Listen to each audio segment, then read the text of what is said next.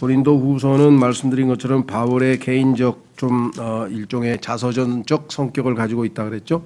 그러다 보니까 개인적인 얘기가 좀 많이 나오고 교리보다는 실제적인 얘기, 특히 바울이 어떻게 사역을 하면서 이런저런 고난을 겪었는데도 불구하고 그 모든 고난과 어려움을 다 믿음으로 잘 이겨내고 극복하고 그를 통해서 하나님을 참 풍성하게 잘 섬길 수 있었는가. 그래서 정말 바울과 같은 어려움과 고난과 박해와 이러한 모든 상황에도 불구하고 하나님께서는 능히 우리를 통해서 하나님의 뜻을 이루실 수 있다. 그러니까 우리가 외적인 조건이나 여건으로 인해서 우리의 신앙생활이 위축되거나 중단될 수는 없다라는 사실을 우리가 다시 한번 배울 수 있고 또 우리 자신에게도 적용할 수가 있겠죠.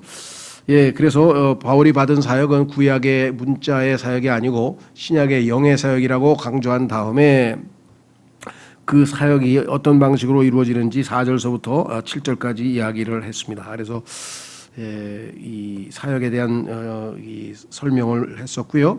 오늘은 8절서부터 18절까지 자기가 겪은 그런 경험, 즉 어떻게 고난을 통과해서 부활의 생명의 능력으로 주의 말씀의 사역이 이루어질 수 있는지 그 내용을 지금 설명하고 있습니다. 자, 그래서 8절서부터 10절까지는 우리의 옛사람, 소위 말하면 육신 또는 이 바깥사람이죠. 속사람이 아닌 바깥사람과 속사람과의 차이를 비교하면서 우리가 속사람을 의지해서 살아야 한다. 자, 8절 우리가 사방에서 고난을 당하나 괴로워하지 아니하고. 자, 사방에서 고난을 당하는 것은 우리의 외적인 거죠. 외부에서 고난이 닥칩니다. 그러나 우리의 속으로는 속사람은 괴로워하지 않을 수 있습니다. 이건 주님을 의지하고 믿음으로 살 때만 가능한 것이겠죠. 자, 뿐만 아니라 난처한 일을 당하나, 난처한 일을 뭐 한두 번 당한 게 아니겠죠. 사도 바울이. 그런데도 절망하지 아니한다. 그렇습니다. 우리는 우리 안에 계신 주님께서 계시기 때문에 우리의 새 사람은, 옛사람 말고 새 사람은 절망하지 아니하고 핍박을 받으나 버림받지 아니하며. 그렇습니다. 우리가 핍박을 받는다고 해서 이제 우리의 모든 사역이나 또는 삶이 신앙생활이 끝나는 것이 아니고 언제든지 다시 회복되고 다시 일으켜질 수 있다. 뿐만 아니라 거꾸로 뜨림은 당하나 망하지 아니하고. 이것이 사도 바울의 간증입니다. 사도 바울은 정말 그 고린도후서 이제 11장으로 가보면 아시겠지만 11장에서 자세하게 자기가 겪었던 일들을 이야기하는데 거기 보면 고난을 당하고 난처한 일을 당하고 그 다음에 핍박을 받고 거꾸로 팀을 당하는 많은 체험들을 했지만 괴로워하지 아니하고 절망하지 아니하고 버림받지 아니하고 망하지 아니했다. 뭐 이런 이야기가 사도 바울의 그 삶과 근데 특히 사도행전 같은데 여러 군데 많이 써 있지만 우리가 이것을 다 일일이 확인하기는 시간적으로 어렵고요. 몇 가지만 한번 살펴보겠습니다. 자, 우선 히브리서 13장 5절에 보면 히브리서 13장 5절 핍박을 받으나 버림받지 아니한다. 버려지지 않는다. 왜? 하나님께서 우리를 버리시지 않기 때문이겠죠. 히브리서 13장 5절 히브리서 13장 5절 너희의 행실을 탐욕이 없게 하고 너희가 가진 것들로 만족하라. 그분께서 이르시되 내가 결코 너를 떠나지 아니하고 너를 버리지 아니하리라. 하나님이 버리지 않았는데 버림받을 리가 없겠죠. 세상 사람들은 버렸을지 모르지만 주인 되시는 하나님께서 우리를 버릴 리가 없다라고 성경이 분명히 말씀을 했고 또 9절에 보면 거꾸로 띠을 당하나 망하지 아니하고 또 여기에도 보면은 디모데후서 4장 16절 한번 가보면은 사도 바울의 또 다른 간증이 나와 있습니다.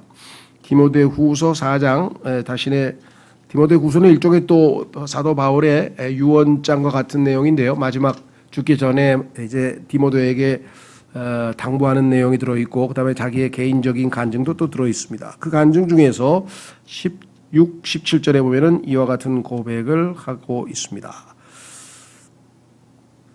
사도 바울이 그 주님을 섬기는 가운데 겪었던 이야기가 여기 나오면 이제 자기를 버리고 떠난 사람들, 그다음에 자기를 악을 많이 행한 사람들, 14절에 구리세공업자 알렉산더 쭉 이야기를 하면서 16절에는 자기하고 가까이 있었던 형제들 중에서도 자기를 다 떠나버렸다.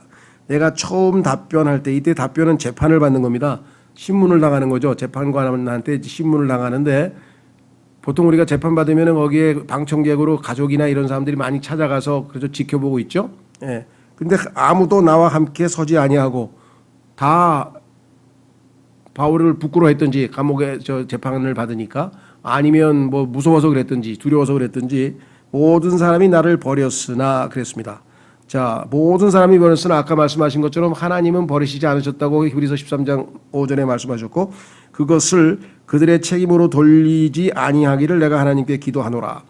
그들이 두려움과 나약함 때문에 그래야 하였으니 그것을 그 사람 책임으로 돌리고 싶지 않다. 17절 그럼에도 불구하고 주께서 나와 함께 서서 주님이 함께 하시니까 다른 사람이 나를 버렸더라도 나를 강건하게 하셨으니 이것은 나로 말미암아 그 선포한 말씀이 온전히 알려져서 모든 이방인들이 듣게 하려 하심이라. 그래서 하나님께서 자신을 통해서 이루실 일을 온전히 완성하실 때까지는 지켜보호하신다. 그래서 내가 사자의 입에서 구출되었느니라. 이는 베드로전서 5장 8절에 나오는 우는 사자죠. 예, 우는 사자. 자, 사자의 입에서 구출되었느니라. 주께서 나를 모든 악한 일에서 건져내시고, 자, 현재 구출되었느니라. 과거 또 자신의 하늘 왕국에 이르기까지 보존하시리니 미래. 과거, 현재, 미래의 모든 우리의 삶을 하나님께 완전히 의지하고 의탁하고 살았던 사도 바울의 모습을 우리가 확인해 볼 수가 있습니다. 그래서 사도 바울은 다시 고린도후서 4장으로 돌아오시면 이렇게 자신 있게 간증할 수 있었죠. 예, 우리가 사방에서 고난을 당하나 괴로워하지 아니하고 난처한 일을 당하나 절망하지 아니하고 핍박을 받으나 버림받지 아니하며 거꾸로 뜨림을 당하나 망하지 아니하고 이렇게 하실 수 있는 주님이 우리 안에도 계신데도 불구하고 많은 사람들이 자신을 의탁하거나 아니면 하나님을 의지하지 않고 믿음 없이 행동해서 낭망하거나 또 주저앉거나 이런 일들을 우리가 우리 주변에서 많이 보게 됩니다. 그렇죠? 자, 따라서 어떤 사람이 그리스도 안에서 제대로 된 간증으로 삶을 살고 있는지 없는지는 이러한 외적인 것으로 드러나는 게 아니라 내적인, 그죠? 강건함이죠. 여기 보시면 이렇게 나와 있네요. 10절에 우리가 항상 주 예수님의 죽으심을 몸에 짊어짐은, 그렇죠? 주님의 죽으심, 주님의 고통, 이러한 모든 것들을 우리가 십자가를 지고 주님을 따를 때에 예수님의 생명 또한 우리 몸에 나타나게 하려 함이라. 자, 나의 예수님의 생명이 나를 통해서 바깥으로 나타나서 다른 사람들을 살리려면 그것이 복음을 전하는 것이 됐든 그 사람이 영적으로 회복을 시키는 일이 됐든 그와 같은 생명의 사역이 있으려면 반드시 죽음이 전제되어야 한다라고 하는 것을 우리에게 보여주는 것이죠. 십자가 없이 부활이 없듯이. 자, 그래서 살아있는 우리가 예수님으로 인하여 항상 죽임에 넘겨짐은 예수님의 생명 또한 우리의 죽을 육체 안에 나타나게 하려 함이라. 그런즉 이것은 이처럼 사망은 우리 안에서 일하고 생명은 너희 안에서 일하느니라. 자, 이것이 이제 사역의 핵심 포인트인데요. 보통 사역은 우리가 말로 이루어지죠. 주로 하나님의 말씀을 선포합니다. 그런데 그 하나님의 말씀이 실제적으로 사람들에게 역사해서 생명의 사역으로 생명의 역사가 일어나게 되려면은 그 말씀을 선포하는 사람이 십자가 안에서 주님의 죽으심에 동참하고 또 그의 삶에 있어서 십자가를 삶에서 보여주지 아니한다면 생명은 바깥으로 나올 수 없는 것이죠.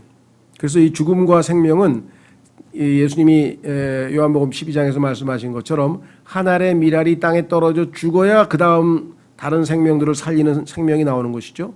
우리가 십자가에서 죽음을 체험할 때에 부활의 권능이 우리의 삶을 통해서 나타난다. 자, 빌립보서 3장 10절로 가보겠습니다. 빌립보서 3장 10절. 우리의 생활이 활력이 있고 생명으로 넘쳐나려면 그 전제로 일단 죽어야 된다. 죽음의 교제, 주님을 십자가에서 만나지 아니하고는 주님의 부활의 권능을 힘입어서 생명을 다른 사람들에게 나누어 줄 수가 없다. 이 말이겠죠. 자, 그래서 이렇게 이야기를 했습니다.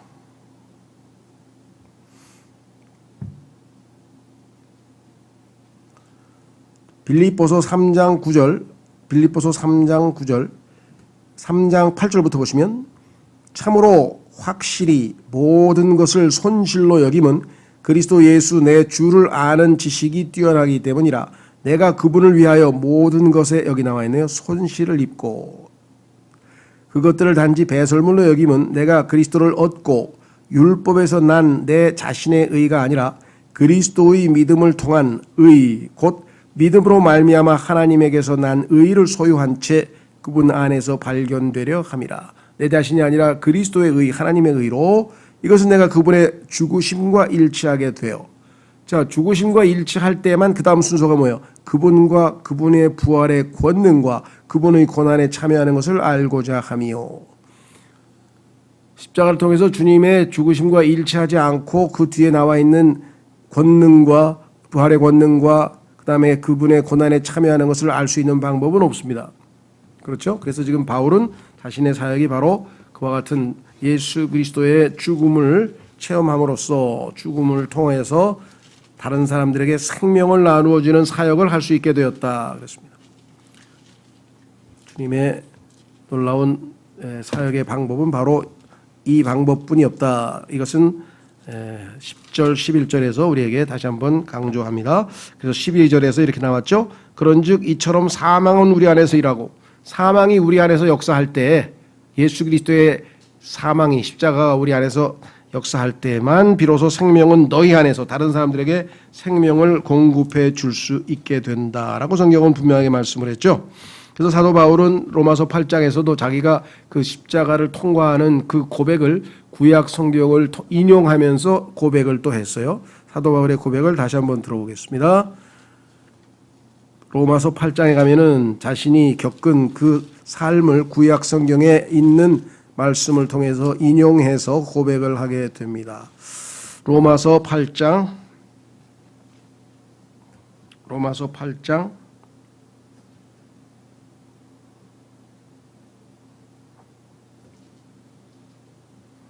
찾으셨어요? 네, 로마서 8장 36, 37절에 보시면 이것은 기록된 바 우리가 종일토록 주를 위해 죽임을 당하며 도살당할 양같이 여겨졌나이다 함과 같으니라. 그럴 때 어떻게 돼요? 아니라 이 모든 것 가운데서 우리는 우리를 사랑하신 그분을 통해 정복자들보다 더 나은 자들이니라. 그래서 역설적인 것 같지만 죽음과 생명이, 죽음과 부활이 동시에 동전의 앞뒷면처럼 이루어집니다. 그러니까 순서를 잘 보셔야 돼요. 그렇죠? 고난과 죽음의 길을 통과하고 나서야 부활과 영광의 어떤 결론이 나는 것이지, 그거를 전제하지 않고 그저 쉬운 길로 해서 우리가 주님의 영광과 주님의 부활의 권능을 힘입을 수는 없다라고 하는 것이겠죠. 자, 다시 돌아옵니다. 고린도후서 4장으로 다시 돌아오셔서 13절 기록된 바 내가 믿었으므로 말하였노라. 이것은 이제 구약에 있는 시편의 말씀을, 시편 116편 말씀을 인용했는데요. 내가 믿었으므로 말하였노라. 이게 복음 전하는 자의 자세죠. 한 것 같이 우리가 같은 믿음의 영을 가졌으니 우리도 믿음으로 또한 말하노라. 그렇습니다. 로마서 10장에 보시면은 복음 전파는요, 믿음은 들음에서 난다 그랬죠. 믿음은 들음에서 난다. 들음은 하나님의 말씀으로 말미암았다. 그래서 하나님의 말씀을 듣고 그 믿음의 영을 가지게 되면 믿는 자는 항상 말을 하게 돼 있죠. 예수 그리스도를 믿는 자는 예수님을 부끄러워하지 않는다 그랬잖아요. 그래서 어디든지 가서 예수님에 대해서 말을 하죠. 자기가 자랑스러워하는 것은 어디 가서 얘기를 하잖아요. 그렇죠? 그래서 입을 열어서 복음을 전하죠. 그러면 말씀을 듣고 믿음이 생기고 믿음으로 말하고 말을 통해서 그 말씀의 선포를 통해서 죄인들의 구원의 역사가 일어납니다. 이것을 우리가 복음 사역의 순서죠. 그래서 로마서 10장에 보면은 그 순서대로 잘 나와 있습니다. 자, 그래서 우리는 다시 14절로 갑니다. 아주 위대한 약속이죠. 어떤 약속인가? 또 주 예수님을 일으키신 분께서, 하나님 아버지죠, 예수님을 통하여 우리도 일으키사. 자, 우리도 일으키사가 되면 어떻게 돼요? 너희와 함께 드러내 보이실 줄 우리가 아노라. 우리의 미래네요. 자, 구원받은 모든 사람들은 다 하나님 앞에 제시될 때, 특별히 자신을 통해서 구원받은 사람들은 성경에서 이걸 뭐라 그랬습니까? 나를 통해서 어떤 사람이 나를 통해서 예수님을 믿게 됐다. 또 여러분을 통해서 예수님을 믿게 됐다. 그 사람들은 성경에서 기쁨의 왕관이라 그랬어요. 하나님께서 예비하신 5가지의 보상 중에 왕관이 있는데 그런 사람들은 너희는 나의 기쁨의 왕관이 아니냐. 그렇죠? 성경에 보면은 어떤 사람이 복음을 통해서 회개하면 하늘에 있는 하나님의 천사들이 기뻐한다 그랬잖아요. 그렇죠? 그래서 그 왕관의 이름을 기쁨의 왕관이라 그랬어요. 하나님이 우리에게 주시는 보상 중에 왕관 5가지 중에서 복음 전파로 인해서 얻은 사람들을 성경에서는 기쁨의 왕관이라 이렇게 얘기를 했는데 얼마나 기쁘겠어요. 여기 나와 있는 것처럼 바울이 복음을 전해서 우리가 바울을 복음을 전해서 예수 그리스도를 일으키신 주님께서 우리를 일으키시고 또 우리를 통해서 구원받은 사람이 함께 사람들 앞에 하나님 앞에 우리 자신을 드려서 완전히 하나님 기뻐하시는 그러한 것을 우리가 최종적으로 주님의 옆에 서게 된다면 그것이야말로 우리가 누리게 될 최고의 기쁨이 아니냐 이렇게 되죠. 자, 그래서 우리는 15절로입니다. 15절. 자, 모든 것이 너희를 위하여 있나니 이것은 많은 사람의 감사를 통하여 풍성한 은혜가 넘쳐나서 하나님의 영광이 되게 하려 함이라. 사도 바울의 복음 전파의 복음 사역의 최종 목적은 무엇인가? 여기 나와 있죠. 너희를 위하여 있나니.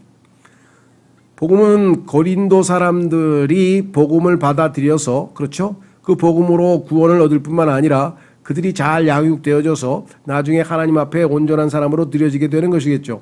따라서 여기 나와 있는 이 사도 바울의 목적은 모든 사역의 초점은 그 사역의 대상인 고린도 사람들이었어요. 목적이 뭐냐? 이것은 많은 사람의 감사를 통하여 자 어떤 사람이 복음을 전했다. 그러면 그 사람이 영적으로 성장했다. 그래서 그 사람이 하나님께 감사를 드렸다. 여기 나왔죠. 모든 사람의 감사를 통하여 풍성한 은혜가 넘쳐나서 감사하면서 하나님의 풍성한 은혜가 넘쳐나게 되면 궁극적으로 영광은 누구에게로 돌아갑니까? 여기 나와 있죠. 하나님께 영광이 되게 하려 함이라. 그렇죠? 모든 사역은 사역의 당사자들의 유익을 위한 것이고 그 사람들이 성장해서 기쁨으로 그렇죠? 은혜가 넘쳐서 하나님께 감사를 드리면 그 감사하는 사람들을 통해서 하나님께서 영광을 받으신다. 이렇게 됩니다. 자, 그래서 이렇게 나와 있네요. 16절 이런 까닭에 우리가 낙심하지 아니하노니 우리의 겉사람은 썩어져도 속사람은 날마다 새로워지는 도다. 자, 아주 정말 실감나는 이야기가 나와 있네요. 자, 이 땅에서 우리의 육체는 우리의 이 겉사람은 당연히 여기 나와 있는 것처럼 썩어 없어지는 것이죠. 하루하루 우리가 세월이 가면서 우리의 소위 말하면 뭐 물리학적 법칙으로 따르자면 이 엔트로피의 법칙에 의해서 또는 성경에 따르면 죄의 법에 의해서 점점 우리의 육체가 점점 낡아지고 결국은 소멸되게 되고 결국은 죽게 되면 여기 나와 있는 것처럼 썩어 없어진다는 표현을 했는데요. 사실은 썩는다는 말은 여기에는 나와 있지 않아요. perish라 그래가지고 그냥 망하게 된다. 그러니까 낡아져서 결국은 끝이 나게 된다. 이런 뜻인데 좀 강조하기 위해서 이제 썩어 없어진다 이런 표현을 썼네요. 자, 그래서 우리의 겉사람과 속사람은 대조적이죠. 그렇죠? 우리는 겉사람은 우리가 이미 예를 들면 뭐 어떤 사람이 한 30쯤 돼서 예수님을 믿었다. 그러면은 겉사람은 이미 30살인데 나이가 속사람은 이제 예수님을 믿었으면은 이제 출발이잖아요. 그러면 속사람은 점점 영적으로 성숙해져 가지고 예를 들면 50이 됐다. 그 20년 동안 성장을 한 거 아니에요. 그렇죠? 속사람은 20년 동안 날마다 새로워지는 왜 성령께서 우리를 날마다 새롭게 하는 역사를 하시니까. 그런 반면에 우리의 겉사람은 20년 동안 더 낡아졌잖아요. 그렇죠? 예. 더더군다나 이 신체의 발달에 의하면은 20살을 고비로 해서 우리의 이 세포는 점점 이제 하향 곡선을 걷잖아요. 체력적으로나 모든 면에서. 그래서 운동선수들 보면 막 10대 후반에서 20대 중반까지 만 25세 넘어가면 그다음 뭐 다 이제 하향 곡선이죠. 축구 선수고 운동 선수고 다 뭐 하향 곡선을 걷잖아요. 그렇죠? 그런 것과 마찬가지. 자, 그래서 디도서 3장으로 가보면 이 성령께서 우리를 날마다 새롭게 하시는 역사가 있어요. 자, 예수 그리스도께서 우리 안에 들어오셨다. 성령 예수님을 믿고 구원받았습니다. 거듭났어요. 성령께서 내주하고 있습니다. 그럼 성령께서 우리를 생명만 주시고 끝나는 게 아니라 계속해서 우리를 새롭게 하시는 역사를 이루신다. 디도서 3장. 디도서 3장에 보시면 이렇게 써 있죠. 디도서 3장 3절서부터면 우리의 과거부터 이제 쭉 아주 명료하게 우리의 모습을 보여주네요. 예수님 믿기 전에 우리의 모습은 어떠냐. 3절 우리도 한때라고 하는 말은 예수님 믿기 전이란 뜻입니다. 구원받기 전에 우리도 한때는 어리석고 불순종하며 속임을 당하고 여러 가지 정욕과 쾌락을 섬기며 악의와 시기 가운데 살고 증오하며 서로 미워하였으나 뭐 이것 말고도 뭐 셀 수도 없이 많지만 아주 간략하게 하나님께서 정리해 놓으셨네요. 우리의 과거의 모습. 그런데 사람을 향한 하나님 곧 우리의 구원자의 친절과 사랑이 나타난 뒤에 참 이 친절이라고 하는 말이 너무나 여기 와닿죠. 하나님께서 우리에게 다가와서 두려우신 심판관으로 온 게 아니라 손을 벌리고 우리에게 친절하게 복음을 전해주시는 분으로 오셨다. 친절과 사랑이 나타난 뒤에 십자가에서 주님의 사랑을 확실하게 보여주셨죠. 자, 그 다음에 어떻게 됐어요? 그분께서 우리를 구원하시되, 자, 예수님을 믿는 사람들을 이제 하나님의 진리의 사랑을 받아들인 사람들을 구원하셨습니다. 그런데 어떻게 구원하셨냐 여기 나와 있네요. 우리의 행한 의로운 행위로 하지 아니하시고 행함으로 하나님 앞에 의롭게 될 수는 없으니까. 그럼 뭐예요? 오직 자신의 긍휼에 따라 우리를 불쌍히 여기셨죠. 긍휼에 따라 다시 태어남의 씻음과 예수 그리스도를 믿고 다시 태어나는 순간 우리는 예수님의 피로 깨끗하게 씻음을 받습니다. 이걸 우리가 구원이라고 하죠. 자, 그 다음에 뭐예요? 성령님의 새롭게 하심으로 하셨고, 그래서 우리는 새로운 피조물이 됐죠. 거기서 그치는 게 아니라 날마다 새롭게 된다고 오늘 고린도후서에서 봤죠. 예수 어떻게 가능하냐? 예수 그리스도 곧 우리의 구원자를 통하여 우리에게 어떻게 했다고요? 성령님을 풍성히 부어 주셨으니, 이 풍성히 부어진 성령님께서 우리를 계속해서 변화시킨다고 고린도후서 3장 지난 몇 주 전에 우리가 공부했던 성령의 소리가 변화돼서 계속 주님께서 오시는 날까지 변화되어 간다고 분명하게 말씀을 했죠. 자, 그래서 우리는 고린도후서 다시 4장으로 오시면 16절 이런 까닭에 우리가 낙심하지 않으니 낙심할 필요 없어요. 왜? 우리의 우리 겉사람은 늙어갈 수밖에 없어요. 때가 되면 죽습니다. 그러나 그것은 이제 부활의 권능으로 주님께서 우리를 아주 영광스러운 몸으로 썩지 아니할 몸으로 바꾸실 날이 올 거라는 것을 우리는 잘 알고 있죠. 그러면 우리에게 관심 있는 것은 뭐냐? 이 땅에서 점점 주님을 닮아가려면 우리의 속사람이 계속해서 성장해 가야 되겠죠. 여기 나와 있어. 속사람은 날마다 새로워지는도다. 이게 성령의 역사입니다. 자, 그런데 이 와중에 17절, 18절 아주 대조적인 두 표현이 나와요. 우리가 잠시에 초점을 맞추시고 받는 가벼운 고난, 자, 잠시 가벼운, 이것이 우리가 받는 고난에 대한 성경적 평가입니다. 잠시요? 아우, 내가 지금 10년째 이 고생을 하고 있는데. 어떤 사람은 그러죠? 아니, 20년째 이 고질병을 앓고 있는데. 어떤 사람은 우리가 생각할 때는 10년, 20년 그러면 굉장히 긴 세월이죠. 분명히 하나님께서는 잠시라 그랬어요. 그렇죠? 왜? 언젠가 끝이 나니까. 영원하진 않은 거 아니에요. 언젠가 끝이 날 거 아니에요. 세상 사람들이 우리가 보기에는 긴 것 같지만, 그 다음에 뿐만 아니에요. 너무 무거워. 근심이라고 그러죠. 마음이 무겁다 그래서 근심. 삶이 짐이 무거워. 그런데 하나님은 뭐라 그랬어요? 가볍다 그랬어요. 왜냐? 상대적으로 비교를 해보니 뭐와 비교를 해요? 우리가 지금 받고 있는 그 고난과 나중에 누리게 될 영광과 고난과 영광을 주님 만날 때 받을 영광을 비교를 해보니까 잠시고 영광은 영원하고, 그렇죠? 그 다음에 고난은 가볍고 영광은 무겁고 그 차이를 상대적으로 비교해 보니까 우리가 견딜 수 있어요. 근데 영광에 대해서 우리가 아무것도 모르면 이 땅에 있는 사람들은 뭐예요? 잠시가 왜 이렇게 기냐? 힘든 거죠. 그 다음에 뭐예요? 왜 이렇게 힘이 드냐? 이게 무겁다 이거죠. 짐이 무겁다고 생각하죠. 자, 그래서 우리는 이 말씀을 붙들고 하나님께서 평가하시는 그 평가대로 우리가 믿음으로 받아들이고 이겨내야 됩니다. 자, 보세요. 17절. 우리가 잠시 받는 가벼운 고난이, 내가 지금 10년째 이러고 있어요. 어떤 사람은 내가 지금 고난이 10년째 안 끝나고 있습니다. 그런 사람이 있습니다. 20년째 안 끝난 사람도 있어요. 예, 송명희 시인 같은 경우 어떻게 됐습니까? 지금 60년째 태어나면서부터 60년 동안 지금 계속해서 지금 여러분 잘 아시는 이 뭡니까? 그 병 이름을 잊어버렸네. 예? 뇌성마비에다가 몸이 막 뒤틀려 있는 데다가 최근에 또 디스크까지 또 걸려가지고 하나님 너무하십니다 그렇잖아요. 그 몸에 또 디스크까지 걸리면 어떻게 되겠어요? 우리가 생각할 때는 그 와중에서도 하나님에 대해서 지난번에 우리 예수 그 이름 노래도 배웠잖아요. 얼마나 많은 사람들에게 하나님을 소개하고 하나님께 영광을 뭐 나중에 받을 상급이 뭐 어마어마하겠죠. 그렇죠? 그 다음에 어떻게 이겨내요? 이것이 잠시 60년도 잠시 그 다음에 뭐예요? 가볍다 이게. 왜? 여기 나와 있죠. 하나님의 말씀을 통해서 자 보세요. 우리를 위해 훨씬 더 뛰어나고 영원한, 자 아까는 잠시인데 이번에는 영원 아니에요. 그 다음에 뭐예요? 영광의 무거운 것. 아까는 가볍다 그랬는데 지금 무거워요. 영광하고 고난하고 비교를 하니까 영광이 훨씬 무거워, 훨씬 많어. 그렇기 때문에 이 영광을 누릴 사람들이 이 고난을 가볍게 여길 수 있는 힘이 생기는 것이죠. 그리고 영원토록 누릴 그 영광을 생각하니까 지금 현재 있는 것들은 잠시 지나갈 뿐이다.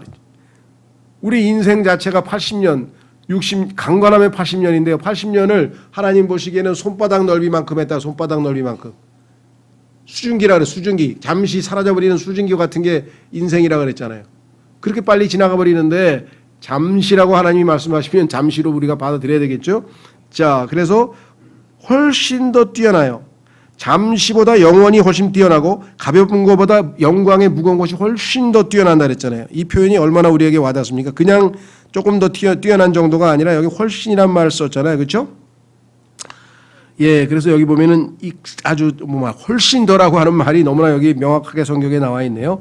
훨씬 더 뛰어난, 두 번이잖아. 훨씬 더 뛰어난, 이것의 가치, 하나님께서 우리에게 주시고자 하는 그 영광이 훨씬 더 뛰어나다, 고난보다. 이것을 확실하게 말씀으로 붙드는 사람은 하나님의 말씀에 의해서 그 고난에 의해서 무너지지 않는다. 18절, 우리는 보이는 것들을 바라보지 아니하고 보이지 않는 것들을 바라보나니. 자, 두 번째 비교는요, 고난과 영광의 비교가 아니라 이번에는 보이는 것들과 보이지 않는 것들의 비교입니다. 우리 그리스도인들은 보이지 않는 세계를 잘 알고 있어요. 잘 아는 것처럼 뭐 제일 쉽게 예를 들 수 있는 게 욥기 아니겠습니까? 욥기에서 욥이 고난을 당했는데 그 고난 당하는 이유가 왜 고난을 당했는지가 거기 배경 설명이 나와 있어요. 그렇죠? 마귀가 가서 하나님 앞에 송사를 해가지고 하나님의 허락에 의해서 이루어졌죠. 그러니까 이 땅에서 일어난 어떤 사건의 원인이 때로는 보이지 않는 영적인 세계에서 결정되는 수가 있어요. 그러니까 우리가 여기서 눈에 보이는 걸 가지고 함부로 판단할 수 없다는 거죠. 그렇죠? 나는 눈에 보이는 대로 하나님 너무하십니다 이렇게 됐지만 알고 보니까 하나님은 욥을 어떻게 됐어요?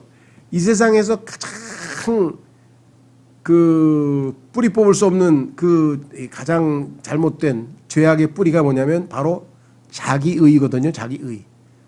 훌륭하긴 한데 자기가 아주 굉장히 훌륭하다는 것을 의식하면서 자신이 하나님의 영광을 독차지하고 있는 거예요. 지금 욥은 당시에 모든 면에서 최고의 도덕적인 면이나 물질적인 면이나 정치적인 면이나 모든 면에서 가장 최고로 높임을 받았잖아요. 그러니까 이 욥이 자기 의해서 자기가 굉장히 뛰어나고 훌륭하고 이런 사람이라는 것에서 자기 의의를 내려놓을 수 있는 유일한 방법은 뭐예요?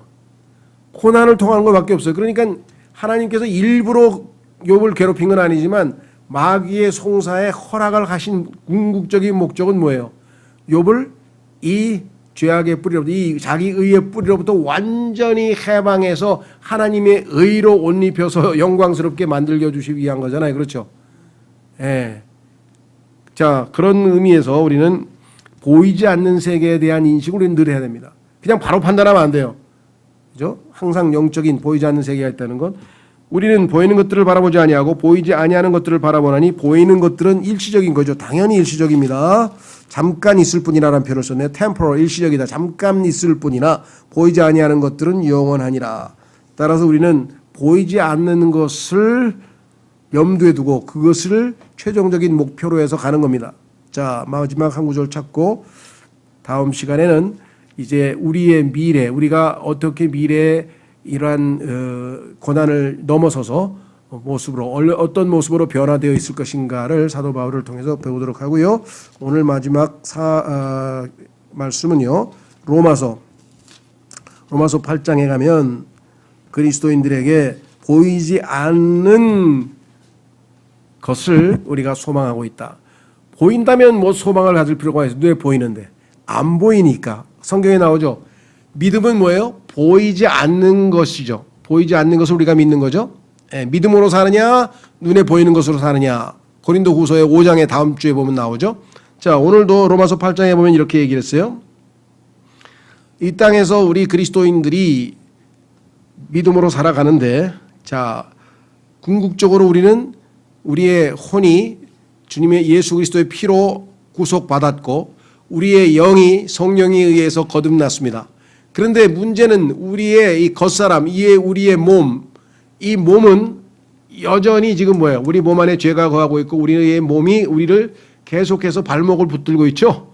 그래서 이 몸이 호련히 영광스러운 몸으로 더 이상 죽지 아니한 몸으로 죄에게 속지 않는 그러한 영광스러운 몸으로 변화될 때까지는 우리가 인내하면서 견뎌야 돼요. 그런데 우리의 마지막 몸의 구속은 눈에 보이는 게 아니야. 자,